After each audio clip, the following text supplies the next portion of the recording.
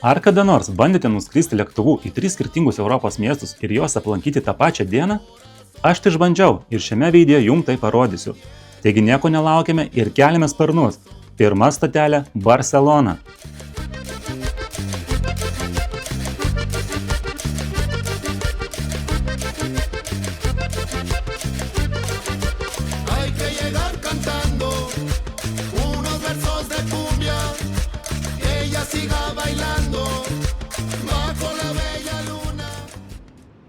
Labas rytas iš Ispanijos. Nė pusę metų nepraėjo ir štai mes vėl susitikom.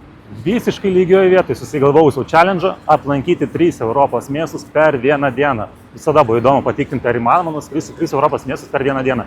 Ir ne tik nuskristi, bet ir nuvažiuoti prie lankomiausio to miesto pastato. Taip, kad pasirinkau Barceloną, Milaną ir Budapeštą. Ir bandysim šiandien aplankyti jų įžymiausius pastatus, kurie garsus visame pasaulyje. O dabar esu Barcelonoje, o tai reiškia, kad keliaujam prie šio miesto vizitinės kortelės Sagrada Familia bazilikos. Laiko šiandien pas mus nerealiai mažai, visą dieną tiesiog bėgsim.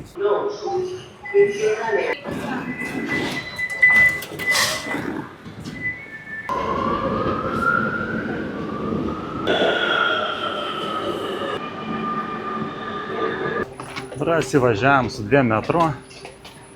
Kiek daug keistų žmonių galima sutikti tą metro. Kas trečias toks jausmas su savo pričiūdais.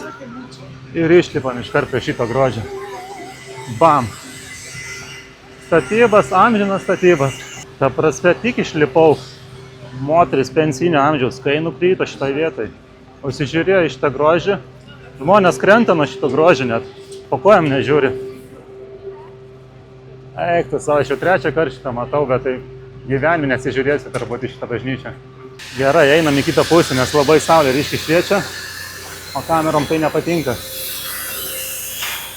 Kaip jum vaizdelis.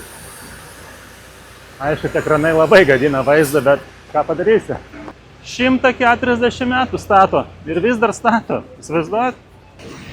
Žiūrėkit, kiek turistų. Dar tik 10 ryto, darbo diena. Net ne sezonas, dar net ne vasara. Buvau čia vasarą, tai patikėkit, pakankamai tikrai žmonių čia. Iš čia geriausias vaizdas į šią baziliką. Dabar jau oficialiai aukščiausia pasaulyje bažnyčia. 172 metrų aukščio, aukščiausias bokštas. Nors iš akies iš apačios žiūrint nepasakysi, kad taip aukštai, bet apskritai kamera tikrai neperduoda to mastelio, to grožio ir pačio dydžio. Čia būtinai reikia atvykti ir pamatyti savo akim. Ta prasme, kiekvienas kvadratinis metras yra meno kūrinys tiesiog. Tik čia atvažiavę ir pamatę savo akim gali suprasti, kiek nerealiai darbo daug čia yra įdėta. Esant Antonijo Gaudi gyvam, buvo pastatyta tik maža dalis šios bažnyčios, bet laimei reikalas nebuvo apleistas, su valdžios pagalba ir kitų žymių architektų kūrinys buvo toliau tęsiamas. O kas liečia mane, pirmas iš 3 dienos tikslų oficialiai pasiektas. Bet iki šiandien vagiam tikrai čia yra darbo. Atvažiuoja turistai, žioplinėja, grožiasi, o to tarpu jums iš kišenių traukia telefoniukus, piniginės. Ir grįžtat liūdni viešbutuką paskui savo. Net nežinau, kuo daugiau čia yra bokštų ar kranų. Jų visą laiką čia mažiausiai 10 stovi. Šie metai yra labai ypatingi šiai bažnyčiai, nes sueina 100 metų nuo Antonijo Gaudi mirties, todėl labai skubėjo atidaryti aukščiausią bokštą, ką ir padarė laiku, ko anksčiau dažniausiai nepadarydavo.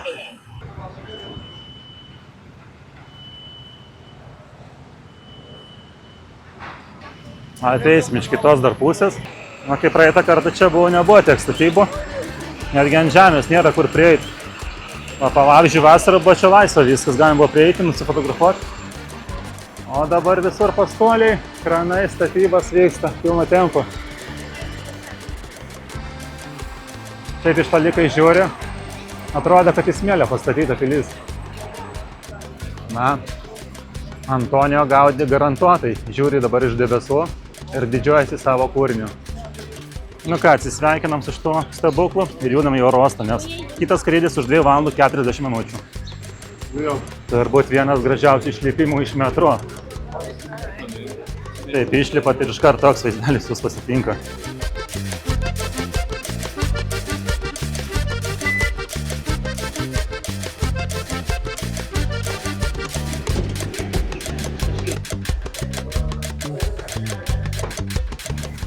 Kaip jau galėjot suprasti, šiandien bėgsim, lėksim, skubėsim visą dieną.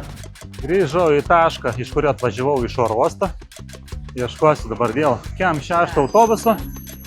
Jeigu jisai išleido mane tenais, logiškai mąstant būtų kažkur iš čia turėtų stoti.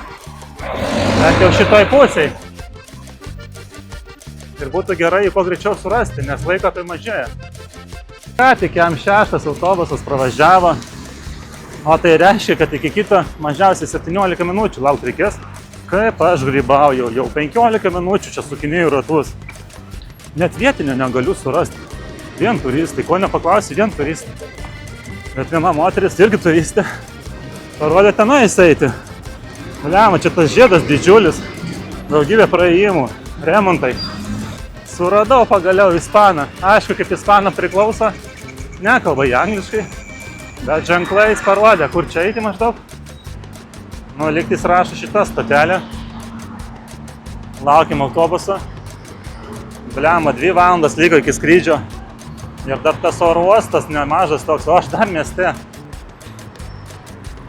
Propera parada. Gran Via Ildefons Cerdà. Nu va, pusvalandis ir atvažiavom. Kol kas viskas pagal planą. Reikia medį padaužyti, kad neprikarksėt. Keistas jausmas, kai atskrendi į oro uostą ir po 3 valandų vėl grįžti į jį, kad skristi toliau. Žinot turbūt tą jausmą?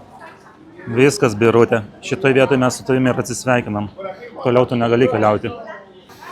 Dabar tu gyvensi Ispanijoje. Tikiuosi, tau čia patiks. Nu va, valanda liko iki skrydžio. Keliausime dabar į Milaną. O aš dabar prisiminiau, kad apskritai šiandien dar nieko nevalgiau. Bet žiežmarį vytinta kiauliena visą laiką išties ranką sunkia akimirka. Mūsų paukštelis jau stoja priparkuotas, bet ispanai visiškai atsipūtė. Tik dabar pradėjo laipinti žmonės, kai mes jau turėjom pagal viską jau judėti ant pakilimo tako. Tai šiek tiek vėluojam, sakyčiau. Nu ką, einam į lėktuvą, o jūs tuo metu paklausykit itališkos muzikos, kol keliausim iki Italijos.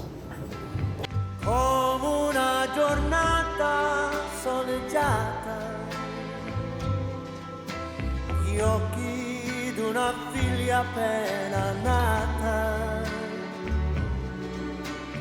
come il cielo pieno di stelle, penso a tante cose belle. Čiavo, iš Italijos. Lėktuvas pavėlavo atskristi 20 minučių, bet ponas buvo persodintas į VIP ložę. Prie avarinio išėjimo su begalybė vietos ir nei vieno kaimyno. Pasaka buvo tiesiog skrydis. King in the castle, king in the castle. Have a chair, I have a chair. Iki kito skrydžio liko 4,5 valandas, o pats oro uostas Malpensus randasi už 50 km nuo miesto. Virš valandos užtruko kelionė iki čia su autobusu.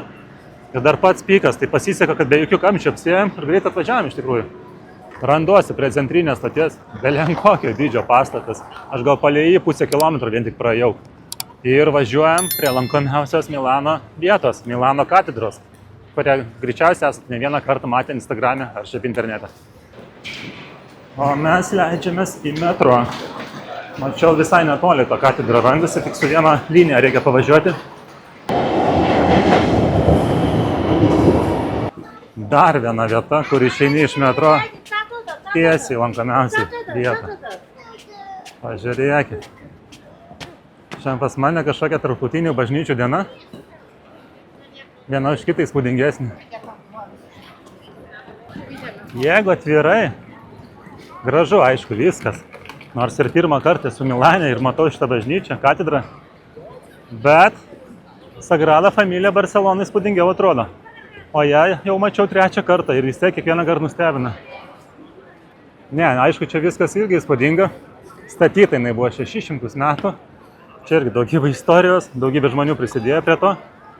Virš 100 metrų aukščio, galime ten netgi už pinigus pakilti, pamatyti panoramą. Va ir kainas iškart rašo ant plazmos.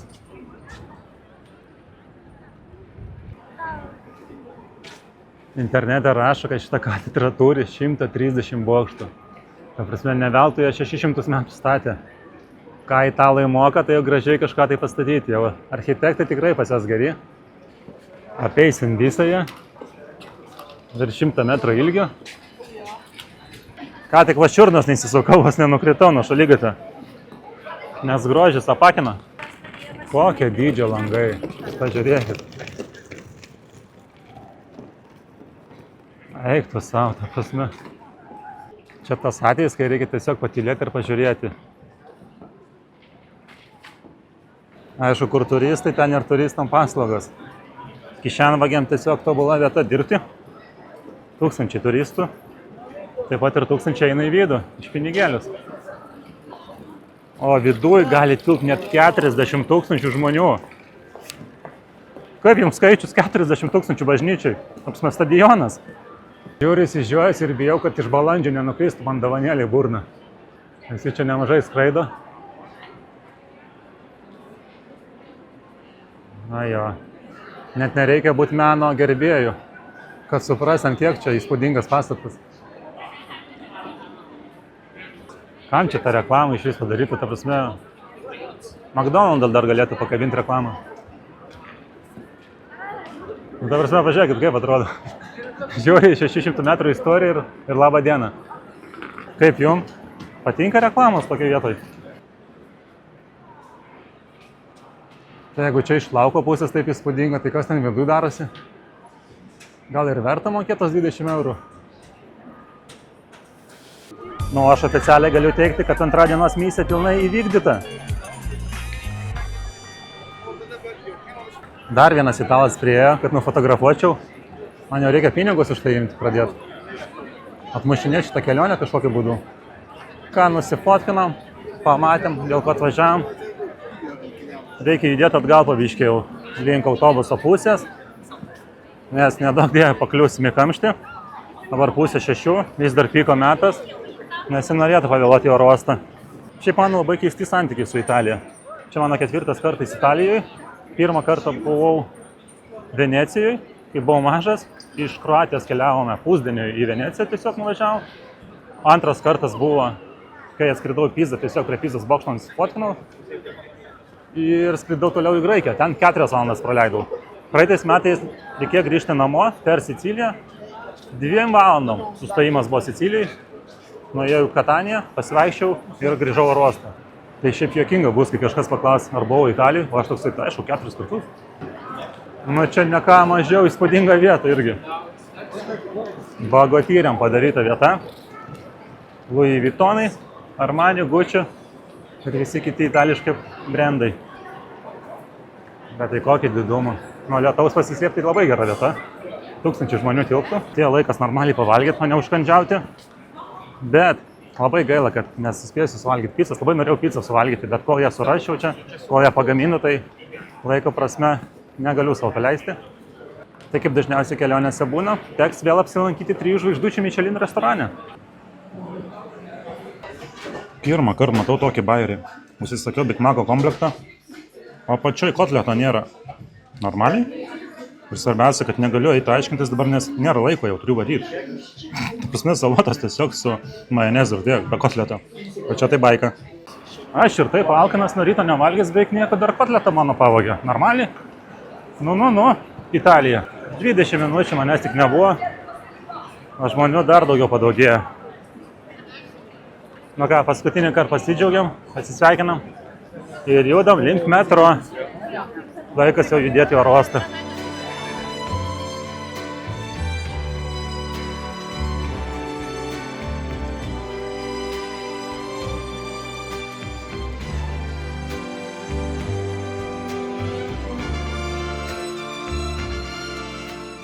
O aš judu link savo autobuso, su kuriuo atvažiavau.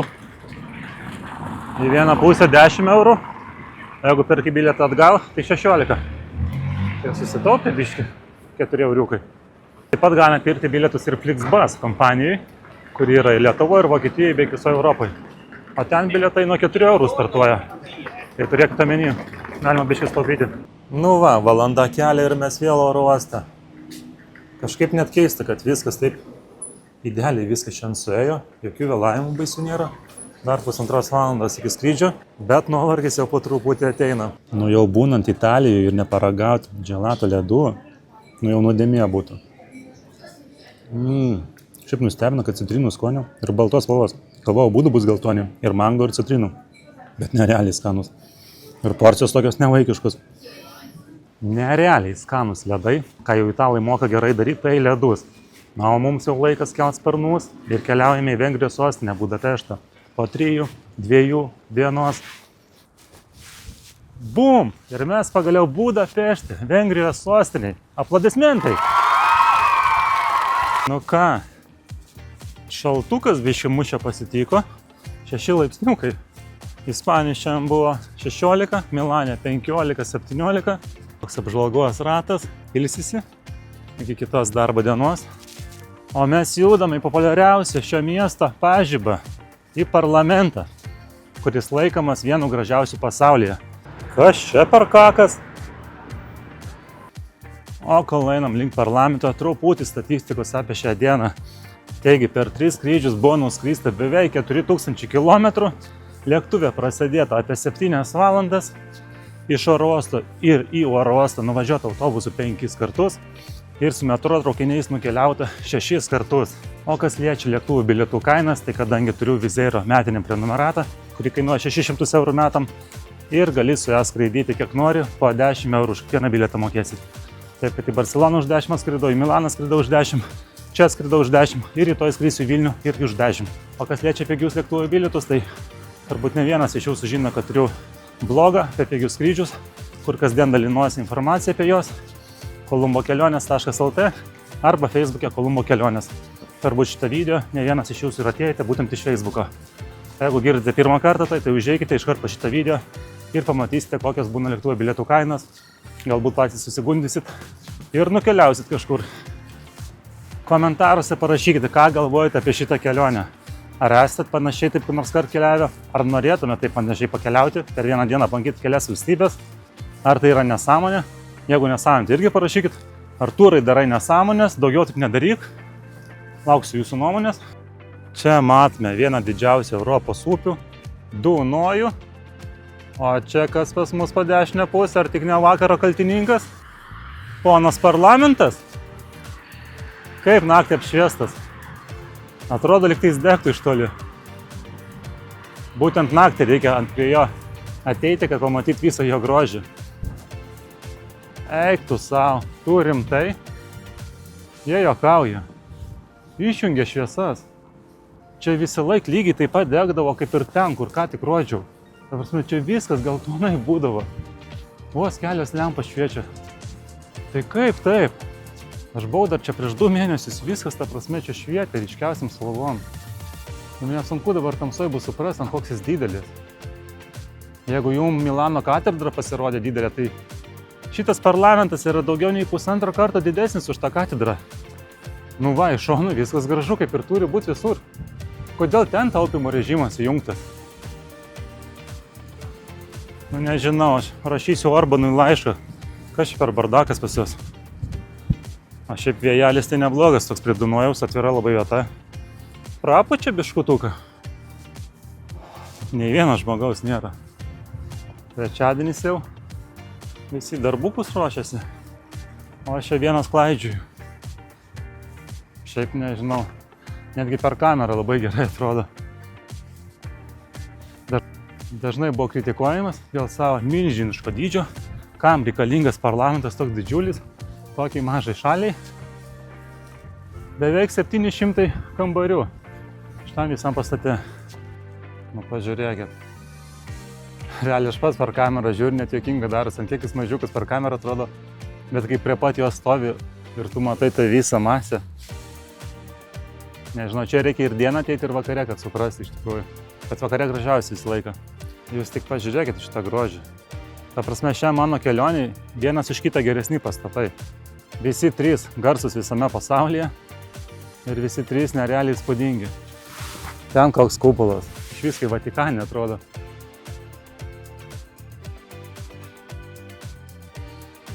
Gražu ar ne? Parašykit komentaruose. Jeigu negražu, rašykit. Negražu man. Mūsų Vilniaus katedra gražesnė, parašykit. Ne, nu visur apšviesta kaip ir turi būti, tik toj pusė iš Dunojaus. Kažkodėl tai išjungta viskas buvo. O čia kaip ir priklauso.